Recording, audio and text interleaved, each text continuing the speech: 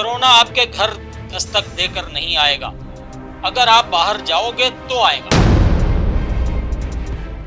और इसकी वैक्सीन को लेकर जो भी खोज की जा रही है उसके बारे में आपके पास क्या अपडेट है? जिसको कोरोना संक्रमित जो हो जाए, जो पॉजिटिव केस है, तो उसमें कुदरती तौर पर एंटीबॉडीज प्रोड्यूस हो जाती है। जैसे कोरोना आगे आगे आया है, ये बहुत बड़ा लक्षण सामने आया है। बार बार ठंड लगनी और ठंड लगने से शरीर कांपना। जो पहले से बीमार हैं उनके ऊपर इसका कितना बुरा असर पड़ सकता है? ये जानलेवा महामारी नहीं है, हम डरे नहीं, सिर्फ समझें, जागरूक हों। इसका इलाज ही जागरूकता है। भारत एक गरीब देश है, हमारे पास व्यवस्थाएं नहीं है, हमारे पास संसाधन नहीं है, हम इसका मुकाबला नहीं कर पाएंगे। नमस्कार दोस्तों, D5 चैनल हिंदी देख रहे सभी दर्शकों का मैं धर्मेंद्र संधू स्वागत करता हूं। दोस्तों, पूरे विश्व में फैली हुई महामारी को लेकर हर कोई चिंतित है। पहले तो इसके लक्षणों के बारे में पता चलता था कि किसी को खांसी होगी, जुकाम हो गया, बुखार हो गया तो वो कोरोना पॉजिटिव पाया जाता था। लेकिन अब नए नए लक्षण आ रहे हैं, नई उस पर खोजें हो रही हैं, उसकी वैक्सीन बनाई जा रही है। इन सभी चीज़ों पर बातचीत करने के लिए हमारे साथ मौजूद हैं डॉक्टर HK खरबंदा जी। डॉक्टर साहब, आपका बहुत बहुत स्वागत है। बहुत बहुत शुक्रिया धर्मेंद्र जी। नमस्कार सभी दर्शकों को।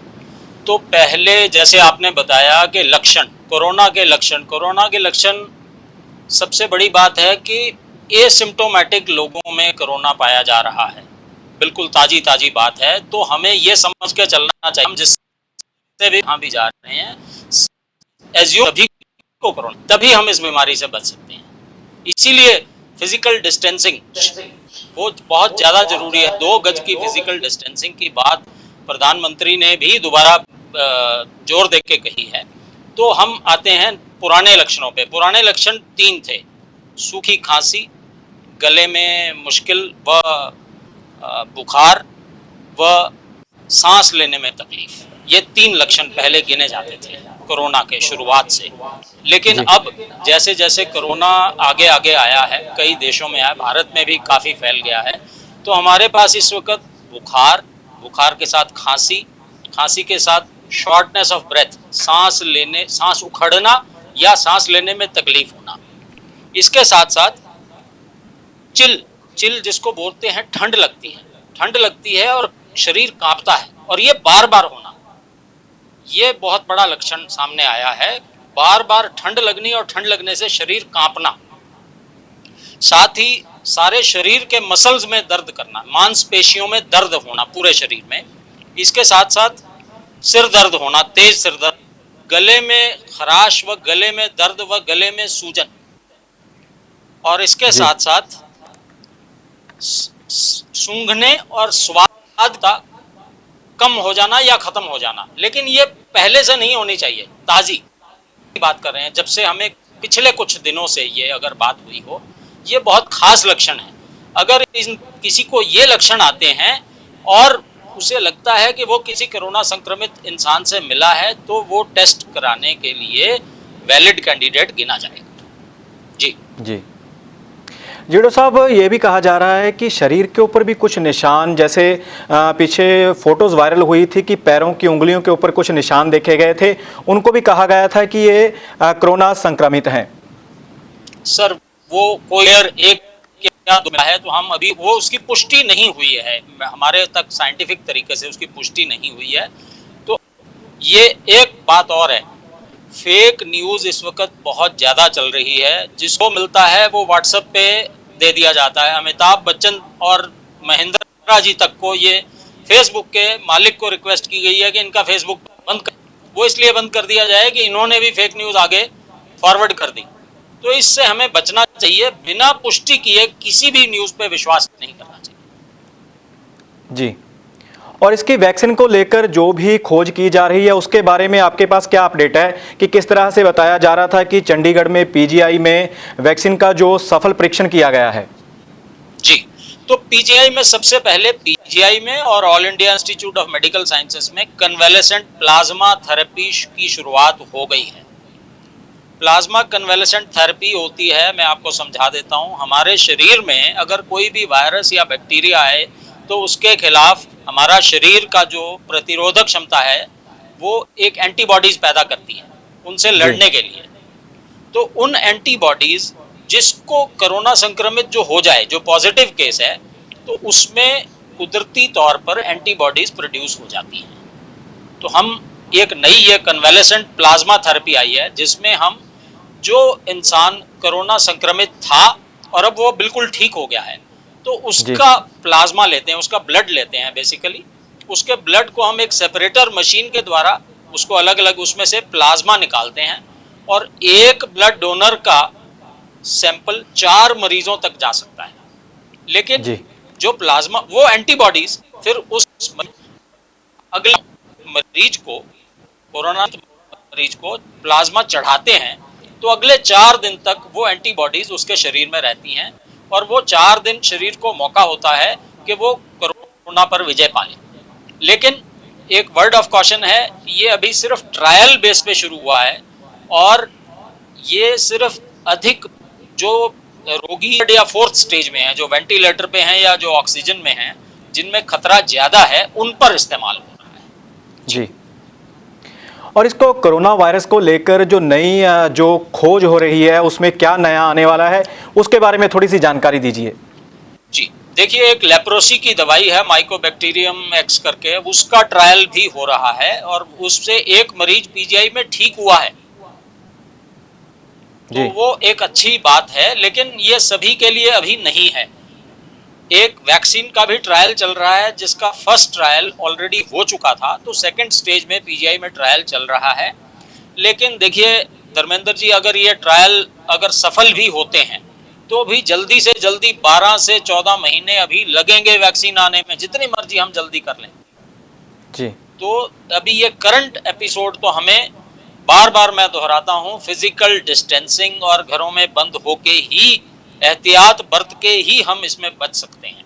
देखिए सबसे बड़ी बात है, कोरोना आपके घर दस्तक देकर नहीं आएगा, अगर आप बाहर जाओगे तो आएगा, और अगर आप बाहर जाते हो तो मुंह नाक ढक के, और खास बात है, बार बार मैं समझाता हूं कि अपने हाथों को नाक, मुंह और आंख यहां न लगाएं। जी हम बार बार हाथ धोने के लिए इसीलिए कहते हैं, बार बार धोने का मकसद ही ये है, और धोने का भी तरीका है, ऐसे धोएं, फिर ऐसे धोएं, फिर ऐसे धोएं, फिर ऐसे धोएं। ये देखिए, और 30 सेकंड लगाएं, दिन में 20 बार धोएं। ये जरूरी भी देंगे, ये आसान तरीका। आप देखिए पास इतने वेंटिलेटर्स नहीं हैं। अगर ये संक्रमण ज्यादा हो गया तो भारत एक गरीब देश है, हमारे पास व्यवस्थाएं नहीं है, हमारे पास संसाधन नहीं है, हम इसका मुकाबला नहीं कर पाएंगे। तो यही मुकाबले का तरीका है कि हम बैठ जाएं आराम से। हाँ, एक दो चीजें और हैं, हाइड्रोक्लोरोक्सी क्लोरोक्वीन जो विश्व भर में भारत ने निर्यात भी की है, तो वो भी अभी पीजीआई में फर्स्ट स्टेज ऑफ वही दवाई दी जा रही है। जब माइल्ड सिम्टम्स वाले मरीज हैं उनको अभी भी वही दी जा रही है। तो इसमें एक बात और है, एक भारत सरकार की एक और गाइडलाइन अभी आई है along with the consent form. अगर कोई, जैसे अब हेल्थ जो स्क्रीनिंग वाले, जो हम मेडिकल प्रोफेशन के लोग हैं और जो ऑलरेडी कोविड का इलाज कर रहे हैं, उनमें संक्रमण पाया गया है। चंडीगढ़ में 4 डॉक्टर अभी तक संक्रमित पाए जा चुके हैं जो हेल्थ हॉस्पिटल्स में थे। तो उनमें खतरे की घंटी है और उनकी स्क्रीनिंग होनी शुरू हो गई है। आज चंडीगढ़ में हरियाणा सरकार ने सभी पत्रकारों की स्क्रीनिंग कराई है, कोरोना का टेस्ट कराया है, उसके रिजल्ट्स आ जाएंगे कल तक हमारे पास। तो जो फ्रंट लाइन वॉरियर्स हैं उनमें एसिम्प्टोमेटिक भी पॉजिटिव आएंगे। तो जो एसिम्प्टोमेटिक होंगे उनको एक फॉर्म साइन करवाया जाएगा उनकी कंसेंट के साथ, और उनको घरों में ही रखा जाएगा। कोशिश हमारी है, क्योंकि हमारे अस्पतालों में जगह नहीं है, मैं बार बार सबको समझा रहा हूँ कि हमारे पास जगह नहीं है, तो उनको घरों में ही रख के उनका इलाज किया जाएगा। ये भी एक प्रावधान भारत सरकार ने शुरू किया है। हालांकि सारी चीजें, क्योंकि ये वायरस नया है, हम लोग अभी ट्रायल फेज में हैं, हम अभी शुरुआत में हैं, तो ये हम इसमें लगे हुए हैं। एक लक्षण मैं बार बार बताऊंगा, ये स्मेल और स्वाद वाला लक्षण बहुत डायग्नोस्टिक लक्षण है। अगर ऐसा महसूस होता है, हल्की सी खांसी है, साथ में है, ठंड लगती है, कपकपी आती है, और ऐसा बार बार होता है, उसको तो समझ आ जानी चाहिए कि वो 112 फोन कर ही ले, अपने 112 पे कॉल करे और उनको अपने सिम्टम्स बताए। उसी वक्त उनको या तो आइसोलेट किया जाए या घर के लोगों से दूर किया जाए या अस्पताल में दाखिल करके इलाज किया जाए। जी डॉक्टर साहब, अब यही सवाल सबसे पहले सामने आता है कि जो पहले से बीमार हैं, जिनको डायबिटीज़ है या ब्लड प्रेशर की समस्या है या वो दिल के रोगी हैं, उनके ऊपर इसका कितना बुरा असर पड़ सकता है?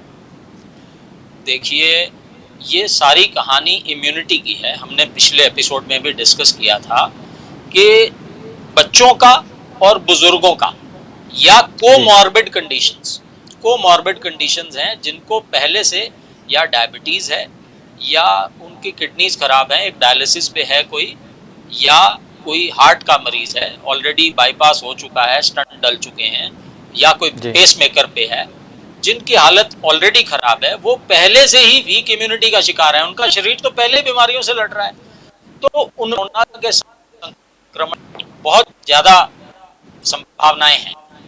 तो यदि अगर जैसे मैं तो ये चंडीगढ़ के डीसी ने एक बहुत अच्छा एग्जाम्पल दिया, उन्होंने अपने घर में रहते हुए अपने बुजुर्ग फादर से 1 महीने से वो मिले नहीं है, सेम घर में रह के, वो अलग कमरे में बंद हैं और डीसी साहब सारा दिन बाहर रहते हैं तो वो अलग कमरे में बंद हैं। ऐसा डिसिप्लिन हमें मेंटेन करने की जरूरत है। और अगर बुजुर्गों जैसे पीजीआई, मैं आपको एक एग्जाम्पल देता हूँ, परसों पीजीआई में हफ्ता पहले एक मरीज आया डायलिसिस करवाने, तो डायलिसिस के साथ साथ उसकी रूटीन कोविड की हमने टेस्ट किया, कोविड टेस्ट किया और साथ ही वो कोविड पॉजिटिव आ गया। अब ऐसे मरीजों में लाइफ का रिस्क ज्यादा है। वो आईसीयू में पेशेंट अभी भी वेंटिलेटर पे नहीं डाला हुआ है, आईसीयू पे ऑक्सीजन पे है, तो उसमें हमें बहुत एहतियात बरतने की जरूरत पड़ती है। उसमें रिकवरी टाइम भी ज्यादा है।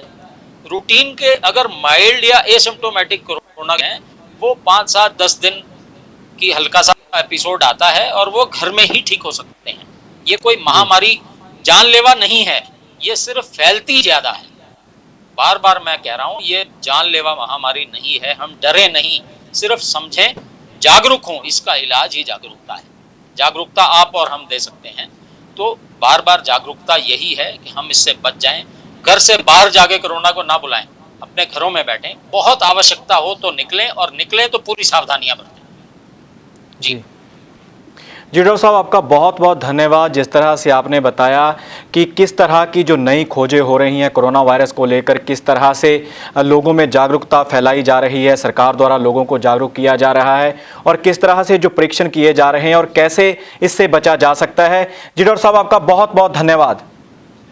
धन्यवाद धर्मेंद्र सिंह। तो दोस्तों, ये थे हमारे साथ चंडीगढ़ से जुड़े हुए डॉक्टर HK खरबंदा, जिन्होंने बताया कि किस तरह से इस महामारी के दौर से निकला जा सकता है, किस तरह से परहेज़ करते हुए, सावधानी बरतते हुए इस महामारी से बचा जा सकता है, इसका मुकाबला किया जा सकता है, और साथ ही क्या कुछ नया इस महामारी को लेकर जो खोज हो रही है वो क्या हो रही है। ऐसी जानकारी लेकर फिर हाजिर होंगे। जुड़े रहिए D5 चैनल हिंदी के साथ।